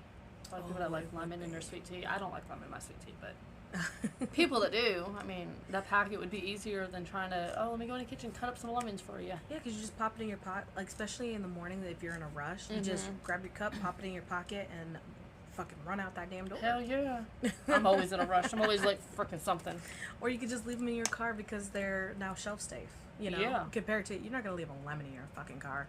Or even the lemon juice, because that will go bad if it's open. I leave spoons in my car. Oh, yeah, me too. Because you never know when you're going to get hungry or stop at a, you're like, run by Food Line and get me a salad. And then you get ready, you get out to your car and you're like, shit. Whenever I stop at There's QT, no freaking forks. in addition to extra napkins, I get some of the individual wrapped forks and spoons. I just leave them in the dash. And I remember someone was like, "You're a hoarder for that." I was like, "No, I just need a napkin a lot of times when I eat because I don't want to have food all over my face." And it's just convenient because sometimes, especially when I was a courier, you're on the road all day long. You need to have napkins in your car. You need to have extra forks and spoons in your car because that's where you're having your lunch. You can go out to my car, not the car I'm driving now because it's not my car, but in my Explorer, you could go out to it and be like, open up the center console, and there's a box of forks and spoons and knives in there. Yep. Why? Because I'm weird. Okay? Because I like to eat food, and I will literally stop somewhere and get something and be like, great, there's no fork. Or, no, I want a yogurt. Like, my transmission went out of my car that day. Oh, no. I stopped at, it's called Mayberry IGA. It was originally Galaxy. It's a little, like, country store. Okay. Like, little grocery store. I ran in there because I got my car to their parking lot, and I'm like, if I park it on the end and just let it cool off, by the time they get here with the truck and the trailer, they can load it up on the trailer, no problem. So I did that. Well, I'm sitting there for 3 hours. So I ran in, I said, I could use a yogurt. I haven't eaten breakfast yet. I left here at 7:30 in the morning. Yeah. I said, I haven't eaten breakfast, so I'm going to go get me a yogurt and something else to snack on. Went in to get yogurt, and as I'm walking to the register, I'm like, I don't have any spoons in my car. So I grab a box of spoons and forks and knives and take it to the car. Yeah. So I grabbed a brownie. They have homemade brownies at checkout that somebody brings to all the stores in the morning. That's the devil when they have the good treats by the Yes. checkout, and then you have Or the someone in fudge. front of you that's either taking too long to pay or they have too much stuff, and You you just stare at it's it too staring long. at Yeah. you, and you're staring at it. You're That's like, the I need devil. that. That's like I can't go to the Mountaineer Meat Market without buying peanut butter fudge. Oh, I went in there twice in one day. I literally bought my stuff, walked out to the car, and Tim was like, did you get blah, blah, blah? And I was like, crap. I'll go get it. So I went back in, and then I'm in line again, and I'm sitting there going, all right, another peanut butter fudge. And she's like, did you just buy one? I'm like, yeah, but I'm fixing to eat this one as I walk out the door. Cause Right? now my other one's in the bag, in the back, in the trunk, because I ran back in to get something else. It's like one for me for later. Yes. So, I mean, it's stuff like that. So now there's a thing of forks, spoons, and knives in my car that I'm not even driving, and I would put it in the Mustang, but there's no point putting it in the Mustang because it's not my car. There you go. I just drive it when I need it. Yep. And I feel the same way about my husband's Charger. Drive it when you need it, and that's about it. Yeah. Alright, but thank you guys so much for listening this week. I think next week we're going to do just an actual video. And it's mostly going to be with Lynn. She's going to do some cocktail mixers, and it's going to be a much shorter episode. Yes. And some fun drinking tips as well. And then I hope you guys, stay tuned for that next Friday, of course. But until then, remember, y'all, Don't don't burn burn your your cookies. cookies.